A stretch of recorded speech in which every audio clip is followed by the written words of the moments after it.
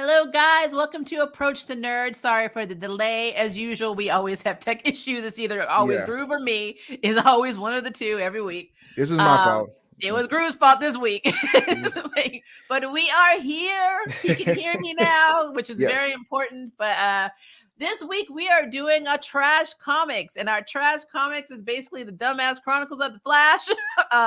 2 issues that we found to be very interesting, Very borderline irresponsible. stupid and very irresponsible. The first is issue 22 from The Flash and from 1987, and the second is issue 133 from 1959. Both horrible, both They are, ridiculous, they and are both a fun. shame that they even exist in the first place. I'm not gonna lie. So But it was fun.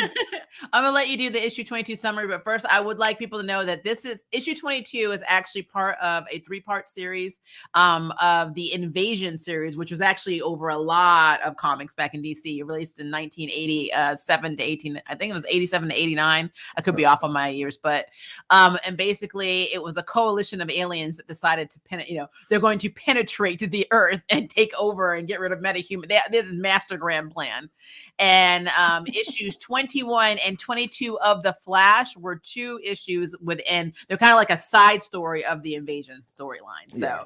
and honestly, they could have just done without these completely, to be perfectly honest. But Yes, they could have. all But right, they decided to make them anyway because why not? Why Comics. not read something that is just complete and utter garbage. Yeah, definitely a product of their time, though. I'll say that. It was definitely a product of their time. I will say, technically a product of their time with bad writing, like with very bad writing. I don't know. All right, what was going on? you cap issue 22, and then I'll do issue 133. That way we'll keep it even. So go ahead. Okay. You want the puppet story? You want the puppet story? I'm gonna do the puppet story. Did you want the puppet story? No, it's good. It's good. You can do that because I was gonna do a lot of shitting on it. Oh, trust me, I will be doing lots of shitting. Honestly, a lot of shitting on both of these, to be honest with you. But yeah. Honestly, the puppet story is the more relatable one in my personal. I'm telling you that it was we'll get to that in a second. All right, so recap. All right, so. I changed my mind, guys. I'm gonna recap 22 because I see now the group wants to do 133. So I'll do it. It's fine. I mean, unless you want to do the one with Castro. I can do it. It's fine. It's stupid. I got this. So issue 22 of The Flash. Basically, again, this takes place during the Invasion storyline. And issue 21, which we're not technically going over, the Durlans, the alien Durlans, were taking over Cuba. They tried kidnapping Fidel Castro. They were going to replace him, stuff that you would see in basically every other Marvel alien infiltrated story. There was Mark Shaw, who was with the agency Manhunter, who was hired by Wally West's mother to protect him. They had a pilot, which I thought was really interesting. There was a pilot that they had involved that her name actually was Sally. I think it was Sally Milton. Now, if you look at issue 21, she had red curly-ish hair. But for some reason in issue 22, she has blonde hair. Yeah. So blonde hair. I don't know why. I mean, I remember she did go down in she did go down in the fight, and that's why she's in the hospital. But I don't know why her plane crashed and she ended up getting internal injuries. And so but why is her hair blonde? I don't know. Why she had the rogue effect? I don't know why her hair turned blonde from red in just one issue when she had no time to dye her hair. That makes absolutely no sense whatsoever. So you know what? I digress. It is what it is. So, but the only reason that I mention her is because she's somebody I'm going to talk about in a second, in opposed to Chunk, who everybody who watches the Arrowverse will know as the character Chester P. But that's a whole other question thing. So anyway, long story short, they were able to defeat the Durlans, save Cuba. Castro was so grateful. He decided he was going to throw a birthday party for Wally West using Russian Soviet money that was basically going towards his people to try and fix a dam and fix other things. That he actually used that money to throw this party and get gifts for Wally West. Gotta love it. Gotta love it. So there are 2 plots happening simultaneously. Number 1, is Shaw's adventure in this. So again, Shaw was initially hired by Wally's mother to protect him, but they don't have any money. So like she could not afford to pay, which makes me wonder why Manhunter took this job without getting the money up front. But you know what? That's fine. They don't explain that. They never they never explain that. So so Shaw and Wally are having a moment where Wally's like, I'm sorry about the money, man, blah, blah, blah. And he's like, yeah, don't worry about it. We saved Cuba, blah, blah, blah, blah. Well, then Wally's like, I wonder who the person was that sacrificed himself. So basically what ended up happening is they needed somebody to set off these charges to blow up the Durlans in the city. It killed a lot of them, actually. And we learned that it was actually Wally's father that had volunteered to do it. Now, if you know anything about Rudy or Ralph, I think they used to call him in the comics. Ralph, yeah. He is very greedy. He's a very opportunist guy. He comes from a very bad family where his father had neglected him growing up. So he felt like if I ever have a family, then I'm going to protect my family, and in return, my family has to love only me. So very narcissistic and self-centered. And they reveal this in the comics too. So Shaw tells Wally that it was his dad that sacrificed himself. And so Wally like freaks the hell out because he's like, no, I told him, the last thing I said to him was he's a selfish mother F, which he did tell him that. And the reason that he told him that is because in issue 21, his father came up with like this system, like these little buttons to warn people when the Durlans were near, or if somebody was infiltrating, or basically pretending to be a Durlan because they could shapeshift. And so he wanted to make money. So at the first, Wally was like, oh, you came up with this system to help people. And he's like, oh, no, I want to make a profit off of it. So Wally was like, you selfish son of a bitch, And so then, of course, his father volunteered to stop the invasion by sacrificing himself, again, by volunteering to set off the explosions to try and kill the Durlans, which, again, it kills a lot of them. So that's where we're at this point. So Shaw's telling him about his dad sacrificing himself, and Wally's like, you lying son of a b. Like he completely 180'd on Shaw. He's like, low life son of a b. Like people like you are just trash and blah. Like the guy did something to make his dad do this. And I know, right? Like why are you blaming him for it? He didn't do this shit. And I love how like Shaw was trying to fight him, and he's like, my punch is only capable of traveling 40 miles per hour. But this guy is able to hit me 700 miles per hour. It's like, wasn't that hilarious that he just has information on hand like that? Like my fist, like measuring it. So serious. I can punch pretty damn fast. However, I've never ever thought about how fast my punches fly. You know what I mean? Like, why would you be thinking about that while you're getting your ass kicked? It's just really for one, and two, he is the Flash, the fastest man alive. Why did you think for any minute you can't even see him? I don't give a damn. You can punch 60 miles an hour. You're not going to hit him. It didn't make sense. And so after this little confrontation, and he knocks Shaw on his ass and leaves, and Shaw's like, well, damn, now I've got no money, no job, no prospects, and the only guy I was friends with just knocked me on my ass. So what do I do now?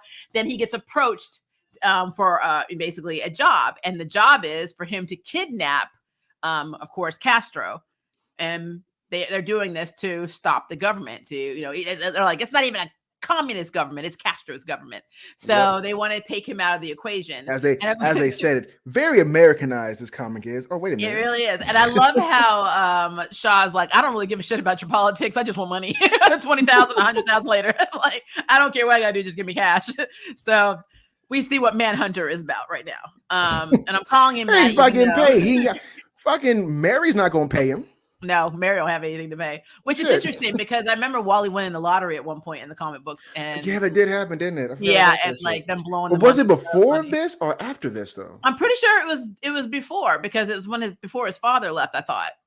I mean, but then again, his father was dead, so it's probably a bizarre retcon. Because I mean, think about it, Abracadabra, before he had actually killed him off in the comic books, he got his powers through alien shit. So I mean, like. But before then, like the one on my 3rd century or something like that, yeah, the one on movie later on. There's no alien, nothing. He just has technology. He's like Booster Gold, but an asshole. Yeah, pretty much. I got so much to say about that comic.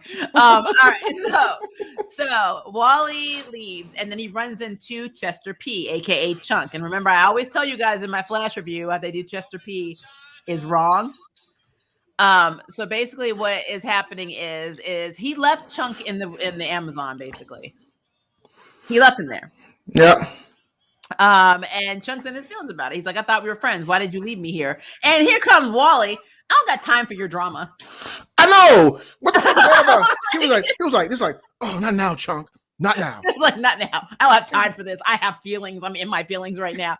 And Chunk's like, you are a whole ass a-hole for leaving me. And then even what made me upset was the next caption, he even says, Wally's like, it was really jerky of me basically to leave him there, but Chunk gets on my nerves. And like, what's he going to do? It's not like he can talk to anybody else. I'm the only friend he really has, basically. And then you see Chunk talking to Sally saying, he's like, dude's a whole ass asshole.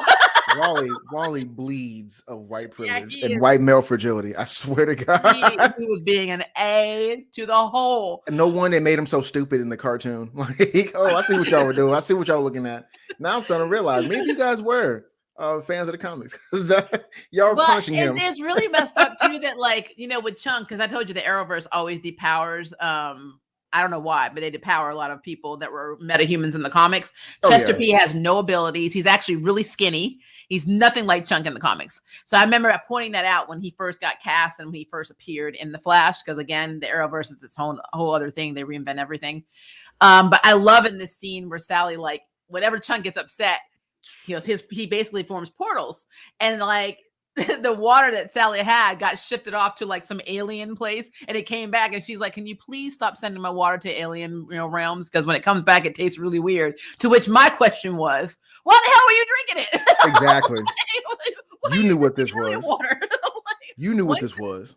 Seriously, as soon as that water left and came back, it was no longer on the table, like literally. So I did not understand that situation. But yeah, so her and Chunk had decided to bypass the party. They're not going to Wally's birthday party. They decided they were going to go to watch movies that they were playing at the hospital in the courtyard, and like Soviet movies that were like showing you how to farm. And then at the end of it, Top Gun. I thought that was funny as shit. It's like we want all these like communist type movies, and then you got Top Gun. I will say this about that comic, about a lot of these Flash comics. People who wrote the Flash, I think they want to be just comedians, because everything they do is like, y'all love to put Batman, Superman. None of them have as many throwaway gags like the Flash comic do. And it's weird because I didn't read the Flash that much until like the 90s. Yeah. So like I have like more of the 80s, 90s knowledge, like the earlier Flash, like when it comes to being either almost called him Flash Gordon, Jesus Christ, when it becomes being either Jay Garrett or I guess not Bart Allen, but Barry. I don't think about it too often, but like reading them now, I was like, holy shit. It's a lot of dumb shit in these comics. There's a cheese factor in that for there's sure. A lot, yeah. That's what it is. A lot of cheese. It's like this, like these issues make me think about DC's version of not DC's version, the Adam West version of Batman. Like it really does. This is something I would have seen in that version of Batman, like Batman being turned into a puppet and all that shit would have totally that would have actually happened in that series. All right, so so after we have the blow up, and of course Chunk's like, I'm not going to the birthday party. This is what really cracks me up. So Wally shows up to Castro's birthday party, and he sees all these people dressed as his foes, and he's got Justice Leaguers. And Castro's like, hey, and you've made it. And then Wally's like, yeah, but I feel like I should have worn my uniform. And then he's like, oh, well, now they just wanted to support you. And then of course we had all these people that dress up like your biggest foes. And he's like, these are not my foes. These are Barry Allen's foes. Oh my God, they think I'm Barry Allen. That was funny as shit, by the way. Oh, they thought he was Barry. They got all the foes. His entire rogue gallery that doesn't belong to him at all. He's like, I don't know who any of these people are. He's like, I've never seen these people before. They are not my villains. But bizarrely enough, though, the people came there in costume were in very good fucking cosplay. I'm like, they were. I mean, the Superman and Barter ones look just like them. And I'm like, are they trying to premonition the future porn episode we're gonna get? Was that allowed at the same time? The Superman and Barter do a porn? If Big Barter was in that, yeah, that would have been funny. Oh, then we got it then. Yeah, that would have been really funny. But no, like there were so many people walking around that I thought were actually Leaguers. I was like, is that? I thought I saw Martian Manhunter in the corner. Yeah. And I know I saw Superman. And I mean, if that's not Superman, that guy looked just like Superman. Like, there's a Batman there that looked like Batman. Yeah, they look like the actual League. So I don't know what was up with that. So that was very confusing. But so Wally was having a dilemma. He was like, do I prevent Shaw? Because he figured out what it was. He went to visit Shaw to apologize. And he basically, he's like, oh, it's not like they want you to kidnap Castro. And he didn't say anything. He's like, motherfucker. So funny. Like, that felt like that moment like it's on the TV. It felt real. Like the whole, like they actually kidnapped Castro. He just like, oh God. Like, you're really going to do it. So like, it came to a point where he was like, okay, so do I stop Shaw from taking him? Or do I let him kidnap Castro and stay out of it? Because, I mean, in a way, you're in Cuba. These are not your politics. You are a hero, but, I mean, you're kind of stuck on the line, which I thought was very irritating, was that Castro was giving him life advice. Yeah. He was, like, making sense. I was That's funny as shit. Not Castro. I'm like, what? He's like, I made decisions. Some of them I regret, but I never look back. I move forward. And I'm like, are you sure Castro regretted any of these decisions in real life? That was, without a doubt, the best part of that entire comic. And the funny thing about it was, some of the advice was valid advice. Like, that was actually valid. That actually made sense. That's something that's something Wally actually need to hear right now. Was that little nugget of wisdom. He needed that. He actually needed to hear that. He was also talking about, well, you Americans are just kind of elitist. You think that when other countries actually get their shit together and actually, perform or sacrifice or do anything correctly, you're like, wow. It was like, that makes you look like an ass. Why do you think that your country is the only country that actually does things correctly? Like, and I'm what like, the fuck? Wow, Wally West is being schooled by Fidel Castro. I said, what is happening? I mean, I'm not gonna get too far into the politics about what Castro did and why he did it, because he did some horrific shit, but the reason why he did what he did was valid. And the hard part about the rich people want to take over is true. I mean, we were thinking about the Cubans that fled Cuba to come to Florida, basically. A lot of them were basically the Republicans we have here. They didn't like the way it was going because they couldn't be rich and own everything anymore. So, like, they left. That's why a lot of them vote Republican. But yeah, like, it's the truth. That's really what it is. That is not a lie. But the way they put it together, as if Castro's his indiscretions are not to be punished, or as if he was like, he did everything for the better good. Like, no, like he was this self-sacrificing, misunderstood leader. He wasn't a saint. He was not a saint by any standards. But then he turned around and he's like, I see you found your presence. He's like, and then Molly's like, I don't want this. This is taken, this is blood money taken from the people. And he's like, no, actually, they're Russian funds that were donated for the cause, and we just redirected it to you instead of building a dam. And he's like, what the hell? I love how Castro was so politically open with Barry. I mean, goddamn it, Barry. Wally, so politically open with Wally. It was so dumb. Like, you just told Wally West about you're talking to a superhero, right? You just told him how you commit all these crimes against your people, as if like, if he goes back and tells Superman, this shit'll stop. Like, I don't know why he told him. He knows it won't, because that's the policy of the Justice League. They don't interfere with the world's politics. That's true. That's true. That's why it didn't matter what he said. It was not going to play out. I forgot about that, and that's why some of the superheroes wouldn't join the Justice League, because they're like, no, because those things need to be handled, and they will. I'm like, well, we'll stop you. We'll see you try. That's pretty much it. They're like, we have to stay out of politics. But like, it got so weird that Castro even flew Wally's mother there, which is interesting because I don't know how long it takes you to get to Cuba from where she is in New York, but our Central City, should I say? Sorry. How long does it take to get from Central City to Cuba? Because she was just on the phone with him, and I don't feel like that much time passed before this damn party, and she was all of a sudden in Cuba. She was coming from where was Central? Because there's no real map to display DC cities. It was called Central City. It's probably in the center. I know it's not in a big place like New York or Maryland or some shit like that. It's probably in the Midwest. So I don't know if we're talking about. Let's find out. I'm about to Google it. Yeah, you let me know how long because I had to suspend my disbelief that she got there that fast. He was literally let's say they flew American Airways. Why not American Airlines? They didn't even have American Airlines in 1959. Actually, probably had one airline. We can do this even more simple. Let's say they're coming. Then I come from Kansas. He's not from somewhere like that. He's not. And remember, you got to do this by 1959 airplane standards. I'm gonna deduct that in my head once I say Midwest. When I get an idea of how long. They don't have anything like the red eye back then.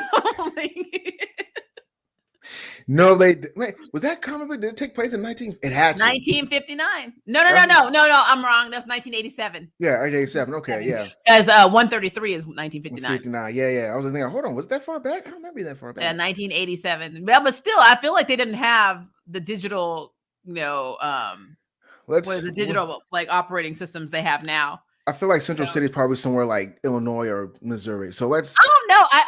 I get confused because so many places are New York and named other shit like Gotham. That is true. But Gotham would be more like Chicago. And I know Gotham and Central City aren't that far away from each other. Now, Metropolis at this point, Smallville wasn't far away from Metropolis in the series. Which is really weird because Metropolis feels like really Seattle. Weird.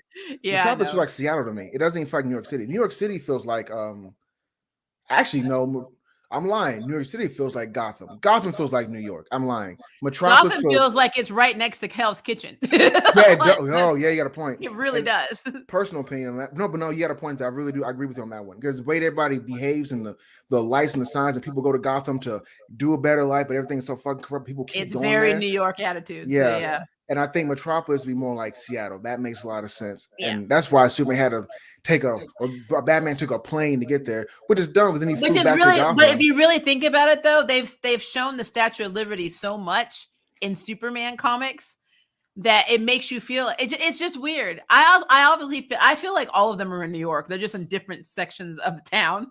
I don't know because it feels that way because they can travel so fast. Because Batman never gets anywhere that quickly. Just the characters that can fly or run quick. Because I don't know. Kind of Central City. I guess they get to hide behind this ambiguity, and if you think about it, because we don't get to know where they are. That's what I was going to say. You ask where they are, they're in Gotham and they're in Metropolis. Yeah. Because I feel like because Central City, I almost said Liberty City, Jesus Christ, Dakota, and where's Stargirl from? Where is that? She's from Blue Valley, Nebraska. Blue Valley, yeah. So with Stargirl, that's still SDC, yeah. They're all in that same area because they're not that far from each other. It's like even the Arrowverse, they're not that far away, and they're all in that same little enclave. Star City should be.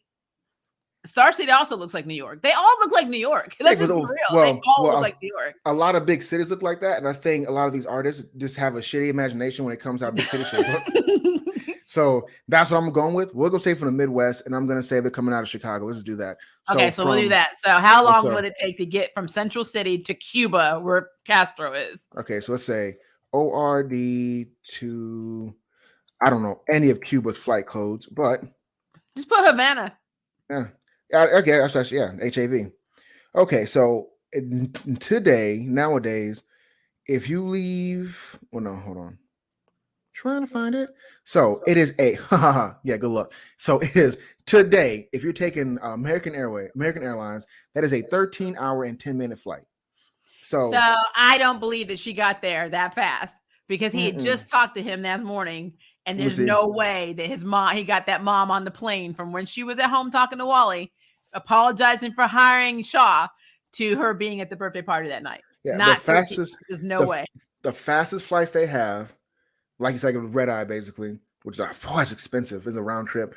But the fastest they have is 5 hours and 50 minutes. And that is a one-stop flight. That's American Airlines. So, and that's today. We're not talking about the 1980s. 1980s, the fastest they may have had was probably 8 all to 9 day, hours. 24 hours, probably. Yeah. and that's if you have a direct flight. You may have to change, and if there's a delay, as a matter of fact, these are one-stop flights. Only way I can see this making any sense, she got there one day, is as if Castro decided to have a private jet flown out.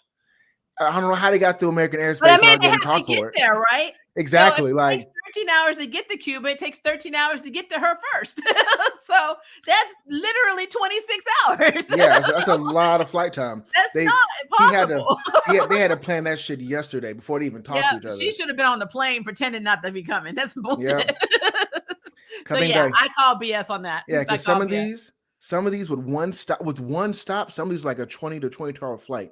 But think about where you're going. I mean, nowadays in this political climate, it'd be even harder. Yeah, but you also got to think that this is literally one way, but it's not because they have to go there to get her. It's not like she's just getting on the plane there. They're actually, he said I had her fly out. If he sent his own jet, they would have had to go pick her up. Yep. If they bought her a ticket, then that's 13 to 16 hours. Either way.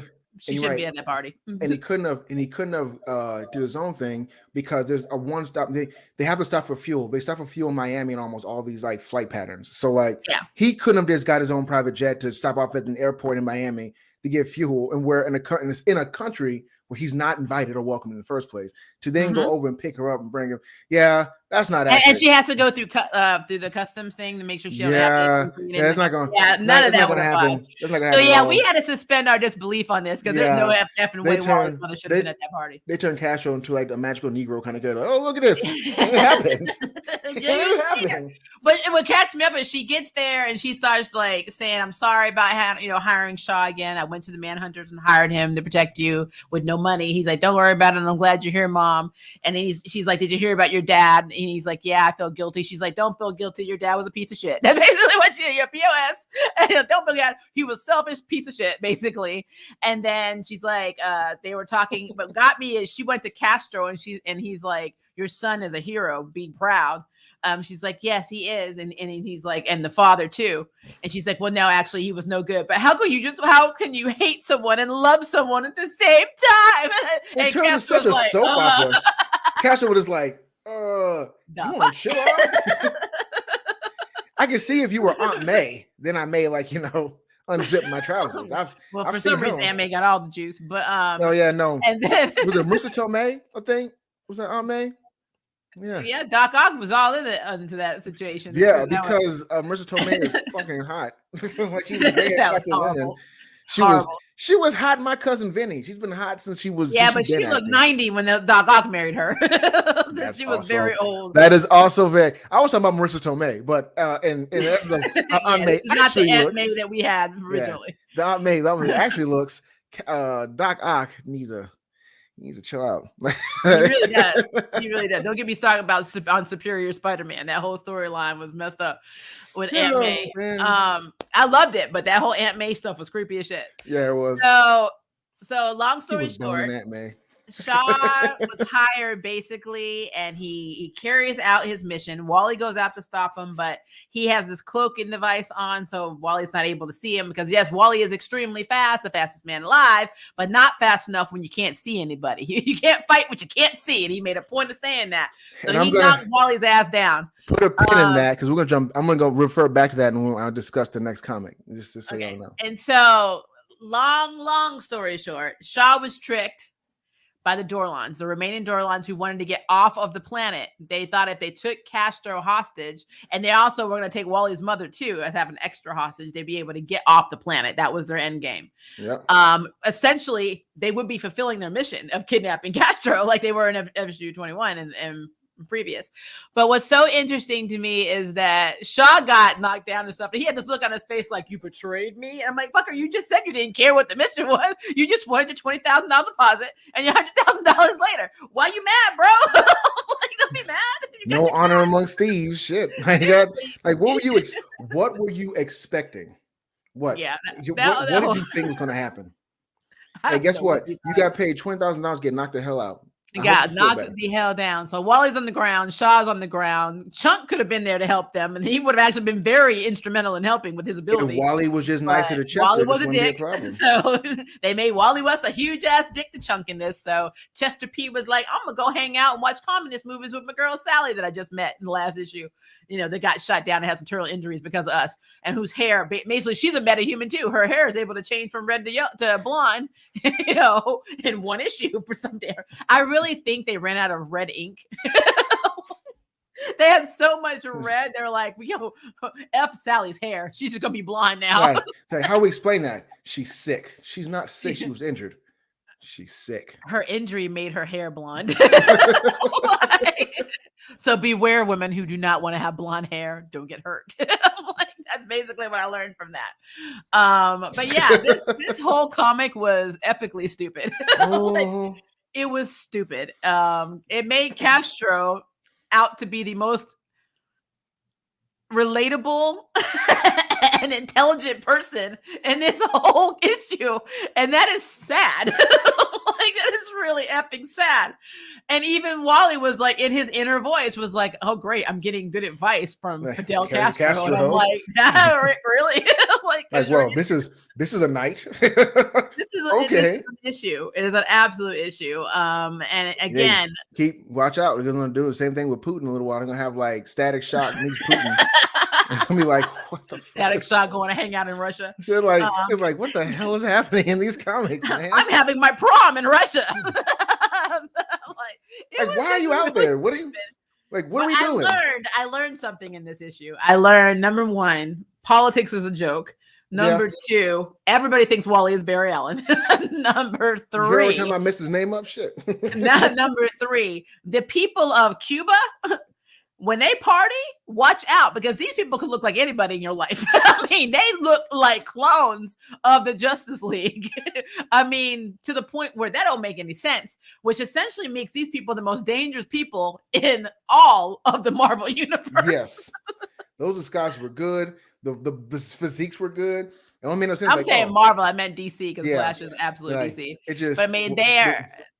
And then it's like it's messed up because everybody was muscular and curvy as hell. Only thing that would tell you off is like spatially they looked like that looked like Superman.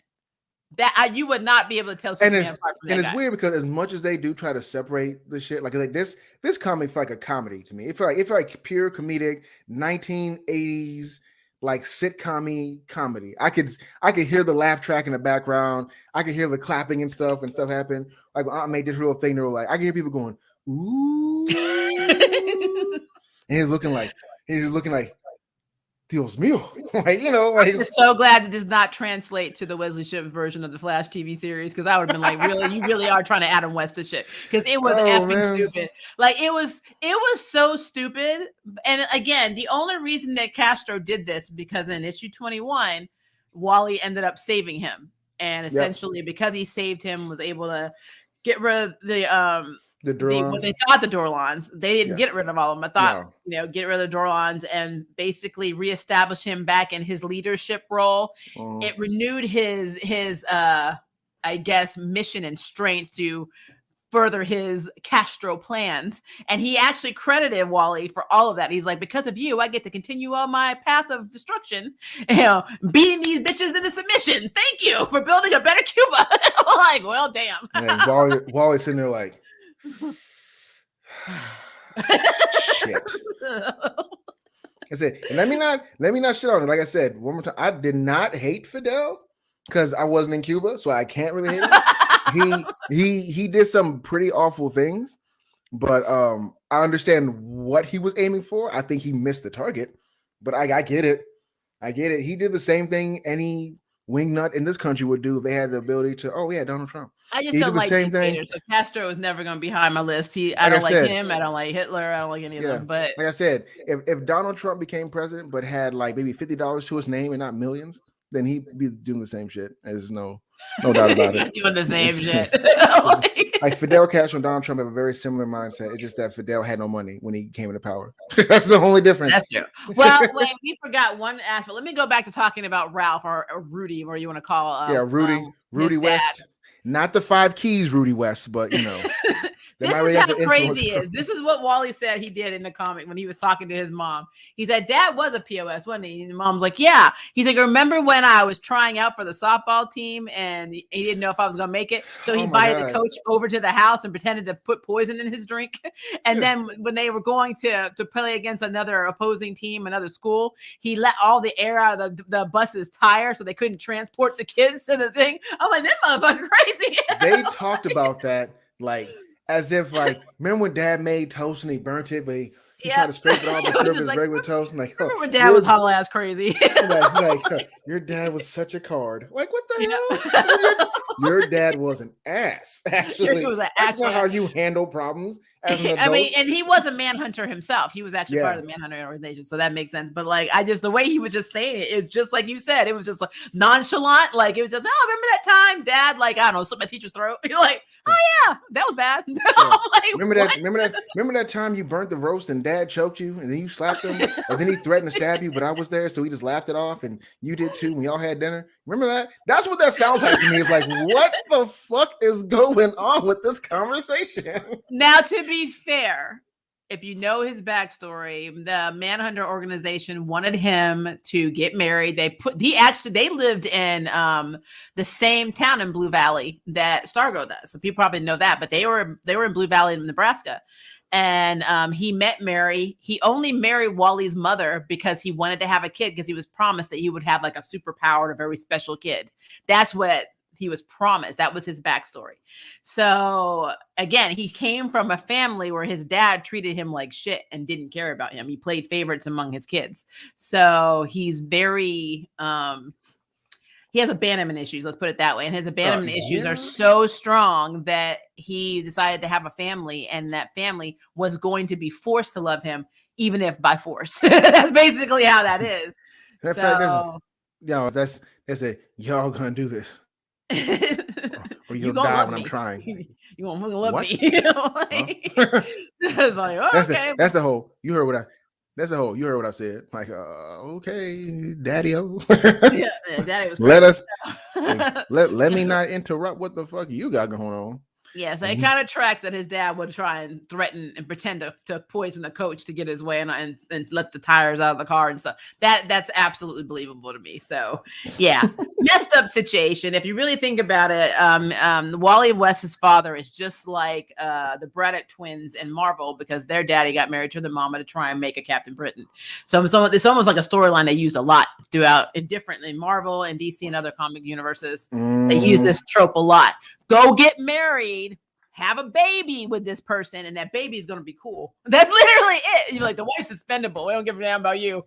I mean, that's basically it. So she was as necessary as she was necessary. She was necessary up to conception and 9 months, and that's all yet. They do that a lot, though. I mean, like, you know, they're big on that and make them abusive. Brian Banner is a good example of that. Like, there's always these dads to these kids. This is Marvel now. I'm jumping. But like they always do that, even in Marvel. Like Brian Banner was an asshole to Bruce. He used to stay beating his ass. So I mean, like, you know. Well, yeah, that's true, because if you look at Brian and Betsy Braddock and of course Jamie's dad, Jamie was the oldest, and they didn't think he had power, so they treated him like shit. They didn't realize he was like gonna be like Wanda level omnipotent type powers, reality bending abilities, which is crazy. Which is weird though, because like when you think about Brian Banner was a genius. Why do they keep creating these characters? Like, and I think that's. Maybe that involves more, I hate using this term toxic masculinity because it's overused, but it kind of makes sense here. And I say that because, like, okay, think about it. They keep creating characters that are extremely smart, extremely capable, extremely badass, but they're so violent. Like, how are you that intelligent but can't think to yourself, I really should stop fucking with this kid. Maybe I should be a father. I know what a father is. I know what that means. I understand that language. Why can't I be more like Uncle Ben? What's wrong with me? You know what I'm saying? It's like, yeah, I don't get it either. It is definitely something they do in the comics a lot. I have no idea why they have to make these people batshit crazy. Like, I don't know why they have to. Why? Why do the hero need more tragic past? And that means every one of these children come out. Even Wally. Wally has issues. Sometimes he's a dick. Sometimes he's got these I hate myself moments. And the same thing happened with Betsy Braddock. She had the same thing. I hate myself moments. She became bulimic, like all that stuff. Her brother Jamie was so down on himself, he ended up hating other human beings. When he got his powers, he just became a villain and became completely psychotic. Even Brian had issues. So I think it's because all the common writers are this is back in the day when being a nerd was not chic or trendy like it is now.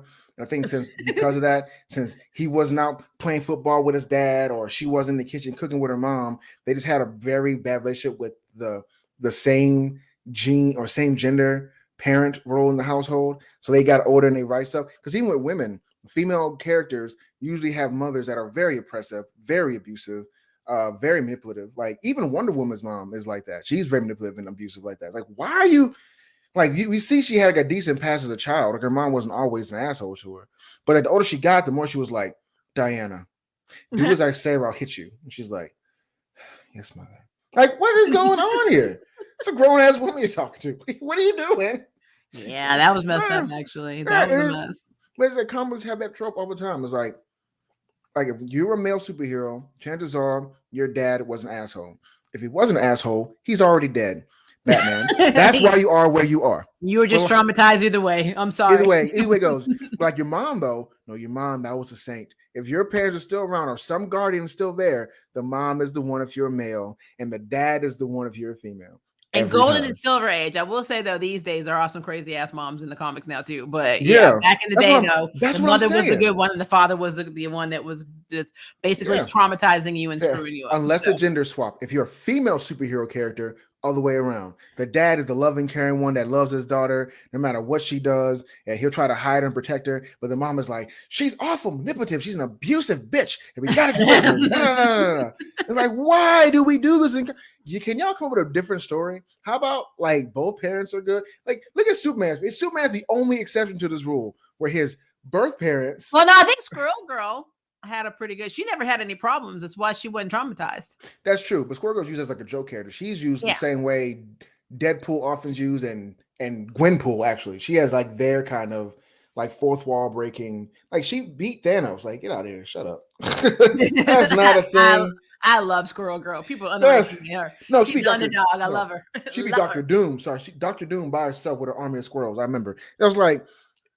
Well, I will say this: I'm always down for characters that can make squirrels appear inside your brain. There's not a lot you can do with that. No, there isn't. How powerful you are. There's a damn squirrel in your brain. You're dead. And, I mean, she has to be some. I was thinking myself too, like she has to be kind of sexy because Wolverine was in that for a little while. Yeah, clearly. That was very creepy too. Yeah, they made that reference like that'd be like him getting on with Jubilee back in the day. That's just nasty. Like, okay, stop. Let's be fair. Wolverine is old as dirt, and if you're that, or you're like Neanderthal age old, I mean, everybody's a child to you. Who cares at this point? Just make sure that there's at least grass on. I guess at Wolverine's point, like Wolverine, she's 16, dude. I'm like 4,000 years old. I don't. No, he needs to go find Yuriko or Keiko or whoever else he needs to get with. Yeah. Or look. I see Adam Yuriko, Keiko, Ororo.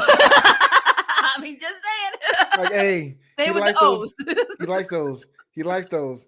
He likes those last name O's. But everybody's a child. As long as they do that for Wolverine, I can't stop him anyway. But at the same time, it's like, you know, dude, at least she's having a cycle. I don't know what to say to you, dude. I guess grass on the field is time to play or something. No, I don't know. He's just wrong. Okay, I can't help. He's got to find love somewhere. I mean, you're 50 and she's 18. That's a little weird. I'm sorry. Wolverine is not 50. Wolverine is like 4,050. But he's presenting as 50.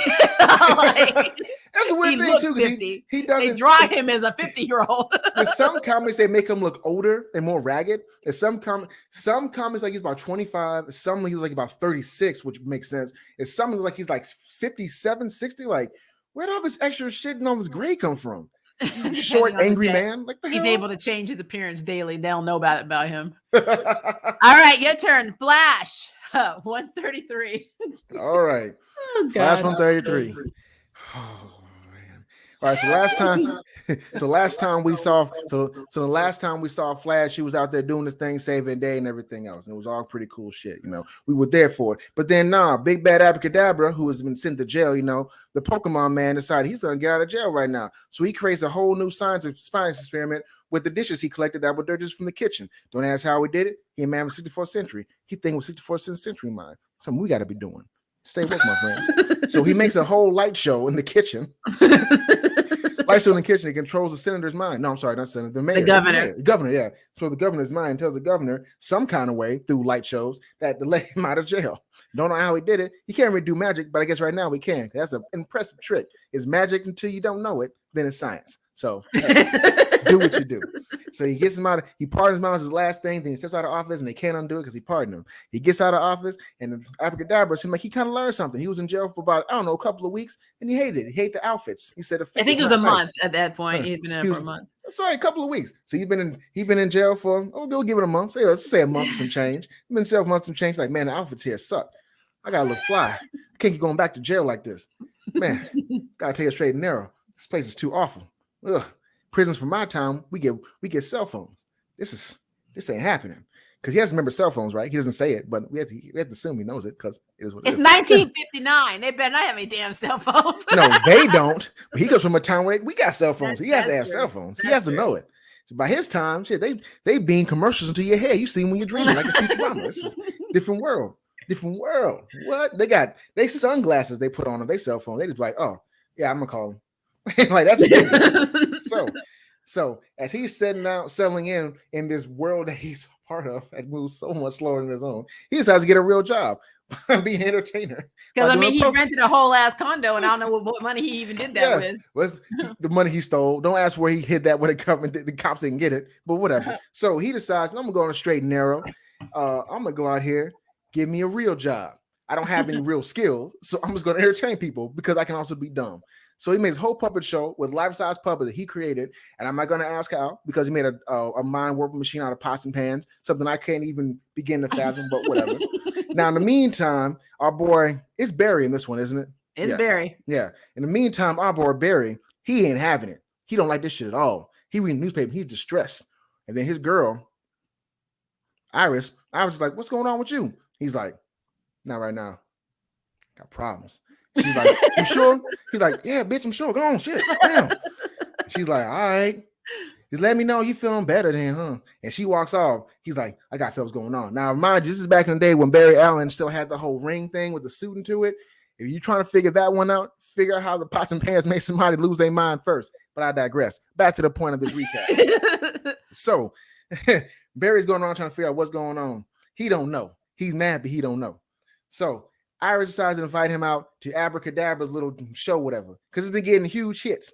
It's the same show every damn week, but he's getting huge hits. And the show is he has a pie making guy throwing pies that explode. It's Captain Cream Puff. Captain Cream Puff. I'm gonna call him the pie making guy. We'll call him Captain Gourmet, the gourmet chef. Oh, Captain Gourmet. So Captain Gourmet or Gourmand, if you play some video games, he's over here throwing pies at the puppet Barry Allen. They explode in Barry Allen's face. He's like, oh no, and he gets his ass kicked. I think he wins in the end. I don't think so. I think he loses actually. And people are like, this is hilarious. And Barry Allen is all in his feelings because Barry, as we know from watching the show, can be kind of a bitch. So he's like, man, this man about to stop talking shit about me, bro. I ain't having this shit.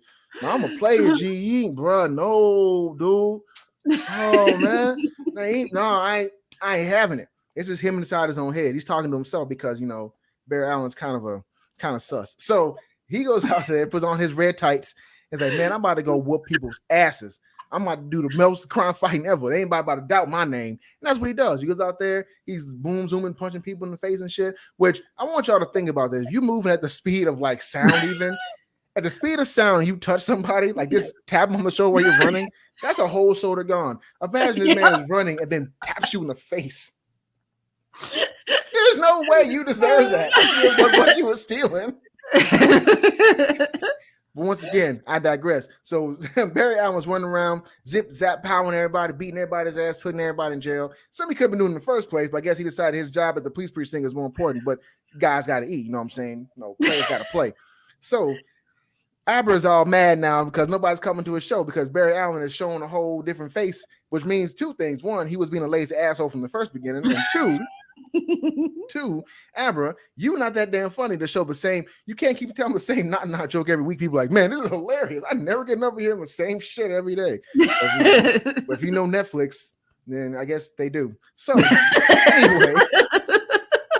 Or the CW. Or Disney for that matter. That's a whole other ball game. Which reminds me, Disney Plus now has like Jessica Jones on stuff on it now. It's kind of crazy. Yeah, it's got all of the. I thought that was kind of neat. I know. Yeah. I broke. Well, I mean, it's over 2 years. They can use them now.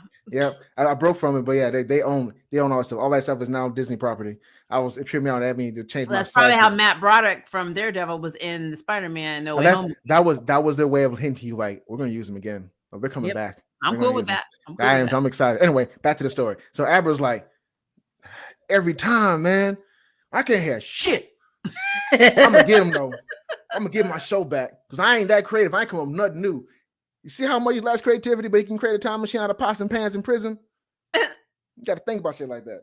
And you don't want to get out, not because prison was bad, not because somebody had him bent over or something like that. No. Not because he got shanked at recess or he got, punched in the chest in the cafeteria or maybe even touched inappropriately in the shower. No. Because the fit wasn't nice. Understand what kind of level he's on. He's up here in the 63rd, 64th century, and we down here in the mud. We nowhere near his level of understanding. Him is like, I don't want my shit to look terrible. I like to wear a cape when I go do shit. Because everybody's like pimps in the 63rd. Oh my God. Anyway, so he decides to put himself up a poster. Ask me how. I don't know. He decides to have a poster. He's like, hey, Barry, zap. For some reason, and he does it in a way where Barry out is okay. So, let me just break for a second to understand this shit. Why did Barry stop to look at one poster? There are posters all over the city. And that one in that alley where he's going to be in, you just happen to walk across to go. Well, I have a question. This one looks lifelike. Like, yeah, I have another question on that exact moment that I'm sure you will understand and appreciate. Barry's actual verbiage was, I feel like I'm being turned into a puppet. Like, how do you know how that feels? That's like when someone tells you something like, it's the same shit when people say stuff like, man, this tastes like onions and battery acid. Where have you been to taste those two things at the same time? Where'd you get that from? What is that? Yeah, when people like, this tastes like ass, so you eat a lot. I mean, I'm just confused. So like, and the way he said it was so, I feel like I'm turning into a pup. Not wood, not like my body's immobile. I feel like I'm being turned into a puppet. I'm like, what? Through Barry's trip through the multiverse, do all realities, he's had at one time feel like the wood was coming apart. But anyway, that's a whole other conversation. So he becomes a puppet and he's like, damn, I'm a puppet, y'all. Man, damn. And he narrates that a lot too about he's like, I'm a puppet. Like, I mean, I'm hungry, but I ain't hungry. But I got kids for Doritos for real for some reason, man. So while he's sitting there on the plane, they say, wait. Well, first, he didn't go out there right away. He couldn't have because it wasn't like showtime before he did it. So he's in the back, probably sitting there thinking, I got no strings to hold me down. He got strings to hold him down.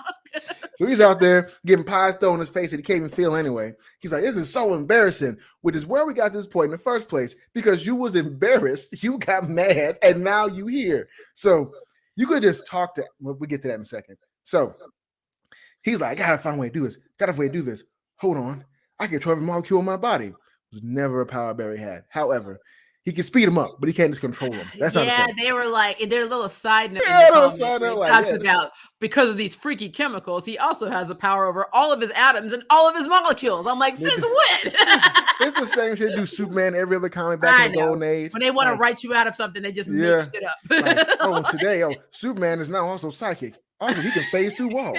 Also, like, when could he do this? It's all right. Batman got crushed by a truck and trailer, but it's okay. He can lift 200 tons. Like, dude, he fucking a ballast was falling on him. He caught the ballast and he held it. That is like holding 2 elephants. He's just like, get out of here. You're doing this without even struggling to breathe. You just get out. What are you saying? Well, that Marvel and DC, they both want us to really suspend our disbelief on stuff. So what they need to go ahead and do is say that Batman can control Ki, and we'll let it go. He's just like there you go. Like, he's like, how strong is Goku? He's about as strong as Yamcha, and everyone's gonna go like, that's not very strong. Think about that. How strong is Yamcha really? Yamcha is actually very the Ginyu Force. The Ginyu Force gave Vegeta them work on planet Namek. Now remember, when they died, they went to King Kai's planet to fight Tien, Yamcha, and Chaozu, and they embarrassed the Ginyu Force. So one more time. also, as a quick side, before I get back to the actual plot, so I can get to what's going on. Just so you know, yes, King Kai did teach Tien and Yamcha the Kaioken. They just never had to use it. They did show them using it in they did in a side comic where they did it where when Trunks didn't return, how that timeline went, and Yamcha and Tien did use Kaioken against Frieza. They didn't win, but they did use it. They told King Kai said never to use it because their bodies aren't made for it, because Saiyans have a stronger anatomy, but he used it anyway. It kind of hurt them real bad, but you know. And they did eventually win, and well, because Goku came back, but Goku was sick because of the air from Yardrat. Anyway, so whole nother thing altogether. I'm nerding out on something else. So anyway, back to the main nerd reason here. All right, so Barry's like, I'm gonna control the monkeys in my body. So he's like, nah, I got this. I can every part of me from my head to my head. I got this. So let me put all my energy up here, my thinking mind. Yeah. So Barry thinks really hard, really fast. And I'm not making this up. He thinks really hard, really fast. And then Barry's body was like, hey, we got control. He's like, yeah. I can't. No, you got to say it correctly. You got to really say what happened, Groove. Come on now. He thinks so hard. It's so dumb. That the gas in his body expanded. And it's so okay. So like he ate a bunch of Taco Bell. Barry thought so hard. He thought so hard he was full of hot air. And instead of like blowing that shit out, he let that shit sit. And his body expanded with his great ideas. His great ideas caused gas, and it broke the puppet's strings. And he had control of his body. He was able to move. He broke the strings. He hit he knocked down the puppet just for good measure, I guess, as if that mattered. Because Barry, if we haven't noticed by now, is a petty asshole. So he goes in the back. Abracadabra can't move. He's just like, he's in shock, and so he uses like, his little puppet body to hit him. Yeah, so Barry uses his puppet body to slap him with a handful of wood, and knocked his ass out with that slap. By the way, I don't know how he hit that hard. He can't move faster than like. The irony of this conversation, though, is in the issue we just talked about when Shaw was versing Wally. When Wally was hitting him, he wasn't punching him. He was bitch smacking him like really, really quickly. And then you got this tiny little puppet. He's like, now, that was funny as shit. This brings me back to something very important. Now, I know Barry Allen and Wally West are two different people. I get that. However, if the Flash can easily, and I do mean easily because it didn't take him long to do that shit. It was in the middle of the damn scene. Speed up the markers in his brain to expand air into his body some kind of way because it's moving so fast and move his body. Why the fuck can he see it in the dark? Well, and also, why couldn't he control his eyes to like open up really wide and really expand the iris so he can like see? Why can't he do that? Why can't he just absorb it to catch in all the light that he's missing, like from the stars and the moon and shit, and really get a good view? Because apparently the writers didn't want you to think about that group. The writers forgot they made that dumbass comic, and that's what happened. That's what's going on. They forgot they did that stupid shit.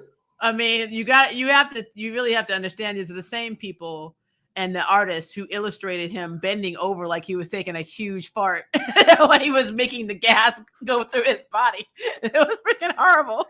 So after Barry knocks out Abracadabra's little punk ass for making him a puppet in the first place, Barry's like, you know what? I can't be puppet forever. I can't. I mean, I don't mind having wood, but I can't be all wood. Know what I'm saying? I want to just chill. So like, okay, here's the wand he used. Now, how do you use it? He put this in that man. And then Barry used his very good hood logic and thought, if I turn it the other way. I have questions about that. This wand that he uses to do everything with, like a damn sonic screwdriver. He is like, oh, if I reverse the polarity. Like, will it turn me human again? And then he's like, boom, it worked. He pointed the way around. It pointed at him. He didn't say anything. He didn't even he just held it. And the wand's a real G. The wand knew what to do. The wand understood the assignment. It was like, oh man, that's fucked up, yo. I got you, fam. And Barry was like, oh, me again. By miracle coincidence. And then everybody said, all right, y'all. Abracadabra's going back to jail. Take your asses home. You pay for the tickets. Everybody was like, damn, that was a good ass show, though. And so Abracadabra's back in jail. Barry's happy. He's not arresting people much as he used to now. He's like, man, I can chill. My name is good. That nigga back in jail. I'm super straight. Hell yeah. Hey, Iris, what you doing? And I was just like, every time you're gone, Flash is gone. And then when you're back, Flash is back. I don't understand it. And Barry's like, maybe I'm in Flash. You know what I'm saying? Your boy got the drip. She's like, nah, your hard-head ass couldn't be Flash. Flash would have denied it. I guess so. Yeah. Damn. Thought I had him too. He's in thinking, stupid female. She thinking too damn hard. And then, it zooms, it scales down to black and the credits roll. Okay, so now we're going to talk about some stuff, okay? Because that was a great retelling. I love that very much, especially the Doritos part. So lots of problems I had, obviously, with this, besides him farting, like building up gas to fart. Iris West was made into a conformist in this issue. Yeah, what the hell was that about? I do not know. So it started off with them. He was going to take her home, and then he's like, oh, I got to bail. And she's like, well, what's up? He's like, I just got to go somewhere and take care of something. She's like, okay, well, I'll let you leave if you leave me the newspaper you're reading. So she thought she'd look at the newspaper and try and figure out what the hell got him all riled up, which was pointless to me because, I mean, there was so much going on. And they already talked about the fact that he was upset that Abracadabra just got out of jail. I mean, hello, lady. He just fucking told you what it was. Yeah. And so That was stupid. But then when she's taking him to the puppet show, she says, why do you have to be different? Everybody else is on board with Abracadabra, having a new life and having a second chance. Why are you separate? And why are you different from everyone else? She has such a herd mentality in this comic. Now you know why the Arrow versus Flash is the way it is. They're going on that version of Barry Allen. Those stories. They just changed the ethnicities to protect the innocent. Yeah, pretty much. But and then even at the end when she, like you said, when she's like, every time you're gone, the Flash is gone. Every time you're here, the Flash is here. And he's like, well, maybe I'm the Flash. She's like, nah, he would have denied it. Oh, darn. And I thought I was onto something. And I'm like, wow, you're an investigative journalist. I want a Pulitzer. You're an idiot. So there's that. They made Iris West to be extremely conformist and stupid. Conformist and dumb as hell. Just like she is in the TV show. Yep. Now let's talk about the overall problem of this. There's a lot of problems. Oh, the overall problem. But the overall problem is that this was another version of mudslinging. Literally, that's what the hell this was. It was Barry and his feelings because Abracadabra started off making just a regular weekly celebrity puppet show. But then he decided to go after the Flash. And the very premiere of the Flash puppet show was when Iris took Barry. So Barry's sitting in the audience and Captain Cream Puff is basically putting the smack down on the Flash. And here's Barry. Well, I'm the Flash. Now everybody's going to make fun of me and no one's going to take me seriously. The criminals aren't going to be scared of me anymore. My image is starred. It's like Barry. He probably from the Batman, Superman, Wonder Woman, Martian Manhunter, Miss Terrific, everybody. Why the fuck are you so in your feelings? Over he was Superman could have came down at any time and choked his ass out. And then said, knock it off, and then flew away. Matter of fact, Barry Bill's bothering that much. Do what regular people do. And I know you know how to be a regular human. You were one for a long time. Go backstage and talk to him. Why are you making fun of me? What's wrong with you? Why this?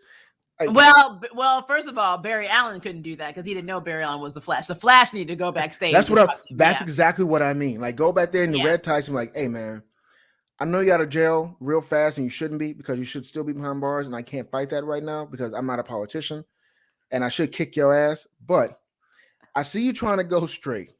Can you straightly not check me so damn hard? Maybe come peel back. If Barry tried to talk to him first, I could then understand his frustration. He went from 0 to 100 on one gesture. He really did. The next day, he decided to take on these criminals. He did it 24-hour a day, almost every single day. I don't know when the hell Barry went to work, but he started taking criminals out morning, noon, and night. The high level, crooks and villains, they all went underground and started hiding from his ass. Yeah, because the low level ones were out there. And like you said, he should have been taking them out. Boop, at the speed as fast as he was going. He should have been killing these people. He was running his ass off, hitting folks in the face. He was literally running around just punching people. Barry, you too fast to be doing that. But what's really messed up is Barry wasn't doing this I'm getting crime off the streets. Now he was take that Abracadabra. Now the headlines are going to be talking about how cool I am. That's literally what he was doing. This is one of the pettiest fucking comics I've ever read. Narcissistic. It's so petty. Here comes Abracadabra. Petty mayonnaise level of petty. Jesus Christ. Here comes Abracadabra. Nobody really came to my show. I lost 90% profit from this motherfucker. Yeah. I can't believe the Flash doing this crime sweep in the city is making my life hard and making me poor. Hell with that. This is my thing. Okay, let's keep it 100. Your show was doing so well, right? You're clearly showing too much of the Flash one, obviously, because it gets old, it gets stale. So do another hero. You have two options. One, do something else, come up with a new show idea. Use your magic to create a whole new puppets. I don't give a shit. That are life size, whatever. Why you did for that big, I don't know. Or two, talk to Flash. It's not this is complicated. I don't. Every time this is so petty. It's I can understand when they're just doing mean shit and they're I'm gonna steal this money and then blow this place up because I never had shit in my life and fuck everybody. I ain't hear nothing. And we gotta knock his ass out because you're not gonna listen. I get that. This is a dude trying to make money using his bitterness as a muse. That's what this is. Seriously. Well, and then also, I don't understand the plot of his show because the only thing we ever saw was Captain Cole, cream cake, cream puff, like literally throwing shit at somebody. And everyone's like, this means that the audience in Central City is they're very slow because they are easily amused. Like they're easily amused. They're in the Midwest. That's why I'm convinced. No, but like I don't understand. I don't get it either. I mean, these people were like, and even Iris was like, that was hilarious. And I'm like did the Flash save you like every other day? You know what though? That's a good point to make because Iris could find the humor in it. And she loves the Flash, but she can find the humor. But Barry's soft-hearted, I'm gonna say simpish beta ass could not. Well, okay, so it's just dumb. But let's talk about. So he's turned into the puppet that he's somehow able to feel he was turning into, and Abracadabra does before they even knew the show. He does like a little rehearsal and he's playing with the strings, and then Barry makes a statement that I thought was like interesting and tells us that Abracadabra was actually an idiot. He's like, he made my body into a puppet, but not all of me. Somehow he left my mind intact. Maybe because he wanted me to feel embarrassed and ashamed when he put me on stage and made a mockery of my image. And I'm like, really? Abracadabra may not even known he did that. Yeah, exactly. He probably all ass wasn't even thinking about you. You were analyzing that. Exactly. But if he did do it, then yes, I agree. Abracadabra, why did you not just make him into a puppet? Because if you were trying to make him feel embarrassed, wouldn't you have to have a conversation with him to ask him if he was embarrassed by the situation? And then Barry wouldn't have to tell you anything, and how could he? Because he's a whole ass puppet. Like, his mouth don't move. So by the way, that whole situation was dumb. But Barry, I think that one of the dumbest things that happened in this, right? The dumbest thing? Yeah. Okay, so let me just break down the burden of proof. What is Barry Allen's job? His day job? Is he not a forensic scientist? Yeah. What do they have to have in order to prosecute someone?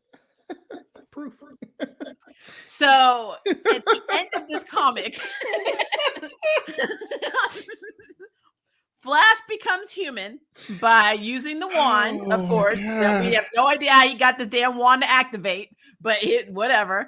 And then he gets on stage and he's like, ha ha ha, Abracadabra somehow probably illegally got out of jail and he's going back. Now, you said probably. Most likely, maybe illegally, did something to get out of jail. But the burden of proof is not there. The governor pardoned him 5 minutes before he left office. You have no way of proving that Abracadabra did anything to whammy this governor. You just whole ass threw this man back in jail with no evidence and literally made a declaration. You didn't read this man any rights, nothing. That man could have got off on a technodamcality. And I'm like, bullshit. It's the dumbest thing in the world because it's just one of the things like The Room. He's going to jail. On what grounds? What proof do you have of this? Taking the police station. This guy was attacking our friend and bought some drug money. But did you see it? Was it there? Yeah, did you see it? Who watched this situation? I mean, nobody. We saw him have a gun. He was gonna shoot him. Where's the guy? Where's the suspect? So where's the victim? We left him back on the roof. On the roof. Okay, everybody sit down. So stay for questioning. No, we gotta get back to our friend Denny. You can handle him. What does the cop do? You're free to go. What do you want? No burden. You have to have evidence. You have to. And so Barry, by him saying in front of this whole audience, he's going back to jail now. You can't decide that. You were not a judge. But sure enough, the next day, what did the newspaper say? Abracadabra back in jail, and it's like. What? On what grounds? What did he do? What did he turned Barry into a puppet? They can't even prove that. No, they can't prove anything that he did. This is at this point, I guess Barry used his influence from killing all the criminals. They were like, no, he did that for real. And they were like, well, Barry Allen said he did, then he did. Oh Lord, this whole run was stupid. That's one thing you do that. You do the whole. It was like this really shows you that Barry Allen is basically in love with being the Flash, and is so hypersensitive about his image and how people see him that he will go to any lengths to make sure that the Flash has good headlines. Basically, Barry Allen can never be Marvel's Spider-Man with Peter Parker and J.J. Jameson, because Barry Allen would have had a freaking mental fucking breakdown. That's literally it. It's why Barry Allen has never been my favorite Flash. He never has. Why don't they notice me for me? Like, I mean, I'm the Flash. Why didn't everybody like me? Stop. Like, dude, just stop. Chill the hell out. Just stop. That whole, like, literally, he got himself turned into a puppet because he was another. That's it. He could have kept his ass at home. You were so mad by somebody making fun of you. Like, dude, you say the public will lose opinion of me, and they may see me as what I actually am, a vigilante. I mean, dude, chill. Like, no, they won't. Why? How did you go down the rabbit hole that fast? You were really upset.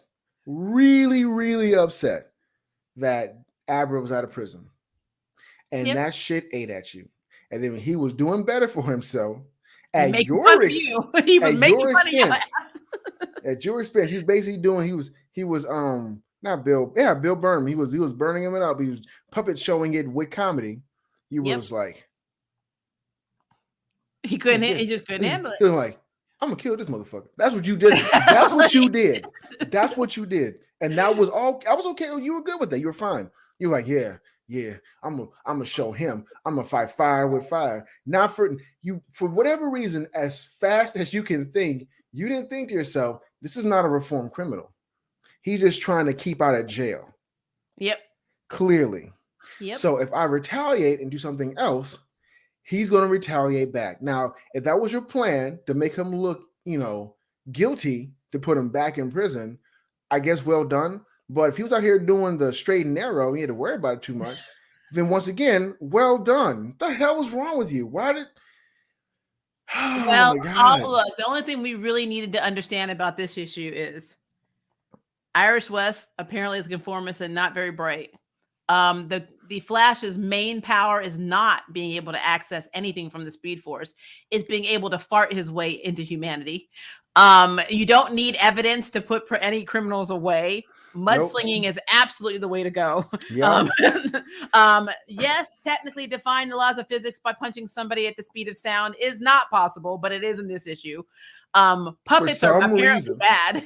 Don't go to shows. I'm like, F puppet shows. Abracadabra needs to work on naming his villains because Captain Cream Puff is not intimidating. And quite frankly, Abracadabra's biggest flaw was he should have picked a different hero because it would have taken a lot to have a crossover. So the Flash could have been like just watching, I don't know, Wonder Woman or somebody else being beat by Captain Cream Puff. And they would have been like, oh, that sucks. Call Wonder Woman, let her handle the situation. I guarantee you she wouldn't have been turned into a puppet because she's not crazy like you. So there you go. This entire comic was stupid, which is why, again, we have the dumbass, Chronicles of the Flash. These are two, I think, pinnacle issues that show you just how crazy these stories are in the Flash universe. What, though? I love these stories because they made me look back at characters like the Flash and the writers that wrote them was like, what the fuck? You know what I mean? Like, I get it now when these shows, so when these shows come out and people are like, why do these shows suck? Why is it all like this and this? And to be honest, people don't remember, or they just never knew. The early comics had a lot of shit stories. A lot of terrible They really stories. Did. There was a lot. Silver Age especially had a lot of terrible stories and a lot of stories that just did not make any sense whatsoever. So like this is my thing, all right? When you have like damn it, let me do that. Sorry, my phone was doing the thing. It was like alert me and I just turned the alert off. When you have writers that are nerdy and silly and geeky and they're like millennial or Gen X age people, those people who are really writing these shows and stuff, they're remembering that old school time of comic books. They're not thinking about what you know from the MCU or the DCEU if you're really into that, but whatever. They're not thinking about that, okay? They're thinking about what they remember. And they remember those silly, shitty comic books. Like, for real, when you look at old comics, they were only really fun when there was like a whole, like, a huge story arc. Like, usually when they were getting rid of comic book characters anyway. But like it was like Superboy Prime and all that. It was dumb, but it was fun to read. But it was so stupid. But like like Superboy Prime. Some of it was problematic. And Prime killed Crypto and all this other shit. And it's like, oh, I know, yeah. That don't put me back there. That has me in my feelings. He kicked the shit out of that dog. That was fucking terrible. That was effing horrible. He killed a lot of people. Somebody who has a dog, I was ready to stick some kryptonite right up his ass when I saw that. When I first read it, I was like, damn, that was cruel. I think about it now, I think it's kind of funny because the comic book itself is kind of not good. So I think it was a big ass joke. But he killed Prime is probably what they're gonna end up doing on Superman and Lois. So I'm just putting that out there. It looks like that's the route they're going. So we'll see. But like they do it all the time. Marvel does it too. I mean, shit. Like in reality, that's what this whole multiverse thing is. But like, regardless, like that they do that, and that's when you want to follow the story arc. And this is also why those TV shows we watch are not as great as the movies, because the movies are trying to follow, and the movies act like the comic books when they do a whole overarching story where all these heroes come together as one and do something awesome. Whereas the TV shows don't always do that. And then they do the crossover specials. They weren't well prepared because they did all these dumbass stories that have no connection to anything. It's like, oh, Barry Allen had a birthday cake, and he ran into, for some reason, Green Arrow, who knocked his cake over. So he had to go to the store and buy a new cake. On the way outside, oh shit, it's like the question. Why's the question here? But he's here. He's like, I've been tracking a killer. You guys don't understand. And they're like, no, we don't, because you just got here. And then Gorilla Grodd comes out of nowhere with like Killer Frost for some reason. Yes, the same Killer Frost they have in their universe. He comes out with her. And then Jim Carrey is the Riddler. And they're all in Central City. Have Killer Frost over there with King Shark. It's King Shark, Gorilla Grodd, Killer Frost, and the Riddler. They're all just hanging out for some reason. They just got done coming from Starbucks, and now they're going to take over Central City because they're hype on like espressos. It's just a thing to do. And so like now they got to come together and group up with Supergirl from her universe for some reason to fight this threat. And the threat keeps getting bigger. And it's like, why are they doing this? Because there is nothing linking them together to make this make any sense. And that's what we're reading. Shit like that. Now imagine this. Imagine you watch The Flash and he tells Iris in The Flash that you watch on CW, remembers being a puppet once. She's like, what? He's long story. Think about that, how that would sound to you. But it happened. And they remember that. That's why they put that joke in there. Like, huh. Yeah, like I said, it's really interesting that if you really think about it, if you look at these two comics as an example, it's kind of like a template for Arrowverse writing. So I'm just throwing it out there. It is what it is. That's what they do, though. That's what they do. That's what they do. And speaking of The Flash, though, really quickly, I know that the only Arrowverse show that aired this week was The Flash, and I know I need to do a video review on that, which I'll probably do tomorrow because I am not in the mood to do it today. It'll probably be Monday more than likely, but I'm going to make a video. I'm not going to do a live stream on that because I don't want to do a full live stream on The Flash. I'm sorry. I just don't want to do that. I keep telling you, like, for these CW shows, I've told you this before, stop live streaming those. Just come up with an idea. Well, first and foremost, yes. But second, like, just come up with an idea what you don't like, and then make like a 15-minute video. Post that shit. This is what's like this week. I don't mind Superman and Lois for the most part. I like Stargirl. Stargirl is still in the running. Naomi is slow as shit, which is making me mad because it's literally the only Black female-led, like for me, the only female-led show worth watching on Arrowverse. Okay, I would say like the only one worth watching. Okay, yeah, worth watching. I don't like Batwoman. I'm sorry, I know you don't. And you finally Naomi has so much potential, though. It's just slow as shit. It's just very slow. It's like watching paint dry. It's very, very slow. But the comics aren't that fast either. So I mean, it's a lot faster than what's happening in this one. Let me take it back. It started off a little bit slow, kind of like that girl with the bear moon spirit or whatever. It starts off kind of like what? Luna Snow's friend. I forgot her damn name. I know who you're talking about. Yeah, the little girl, like she's like Korean, does like martial arts. Yeah, she's one of the, and she works with Agents of Atlas. I know what you're talking about. Yeah. I can't remember her name right now. Yeah, but it's the same thing as her. Like, it starts off kind of like What's the point? And then I know where, oh, kicks and punches are going out. All right, cool. She's badass. You know, badass character. I think Naomi does the same kind of thing in the comics. I just think they're taking their time. Naomi's she's like literally, if this was Marvel, I would say that she's in a mega level. That's how strong Naomi is. Batman was talking with Superman and a bunch of other people at the Justice League about Naomi and literally said that she is OP as shit. And they would be scared of what could actually happen if she really let loose. So if y'all don't realize this or not, they do this all the time in the comic books. Anybody that's potentially strong with Superman, they don't recruit. They don't. That's why it was really weird when they had Icon join the Justice League in the cartoon. Because like, what? Really? You let Icon in?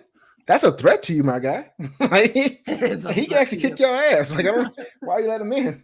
He's not like you're fighting Aquaman or something. I mean, don't get me wrong. Aquaman can defeat Superman in the right parameters, but it's not like one of the things going to likely, especially now they made him so much stronger now. Like, so it's kind of like back in like 2006, some shit like that. Aquaman could probably definitely knock Superman's dick in the dirt, but now it's not really a knock his dick in the dirt. Yeah, but like now, I told you about talking. I don't know by now. But as far as like Icon could definitely kick the shot Superman. I don't know why in the world they let him in. I was like, what? That's a crazy. But then they found a way to write him out of it. See what they did? Like Superman is their Goku, but he has to be the strongest. There's like, and like letting her in there is a good idea.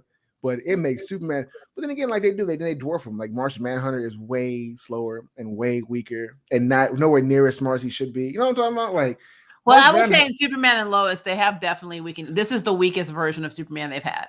Kingdom Come Superman and this Superman are light years apart. So this one, I honestly don't like Kingdom Come Superman.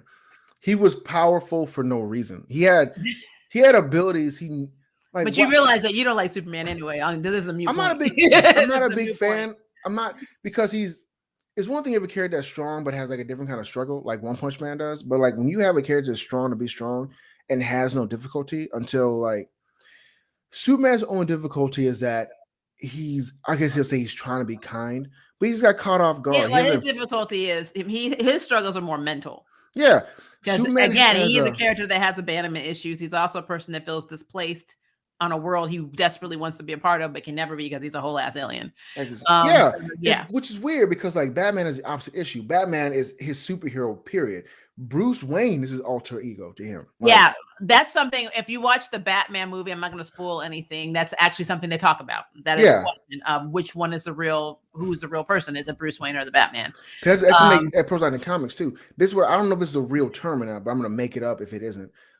For me, Superman has a Peter Pan complex. So like he doesn't grow up mentally. He really doesn't for some reason, even though he can mature when he's pissed, but like he doesn't know how to. It's like every time. Okay, I don't know if you ever read the Peter Pan, the book itself, not watching the play or watching the movies. The book is darker. I've read it is. But like Peter Pan is always a child. And children usually age up at the age of reason, like around 6, 7 years old. Remember, Peter was abandoned as an infant. So, or really, he didn't abandon. He escaped his pram and got lost. That's really what happened. And assuming he died in Kingston Gardens and became the psychopomp that he was at first in Neverland, it doesn't matter. You see how weird I am? All right, so I just weird back knowledge out for no reason. Okay, so Peter Pan has this thing whereas when you deceive a child, they learn and they grow from it. Peter doesn't do that, and Hook knows it. So, like in the book, when he went to go save Tiger Lily, Peter Pan didn't save her. Peter Pan was losing that fight. Hook was kicking his ass, and he did it by he told Peter he would give him something like you'll be friends with whatever else, and Peter trusted him. This is not the first time Hook has done this, and then he clawed Peter, and Peter was like, "Oh no!" And that shock scared him, so he stopped fighting as well. He was kind of trying to crawl away from him like a child. And they made that mention in the story.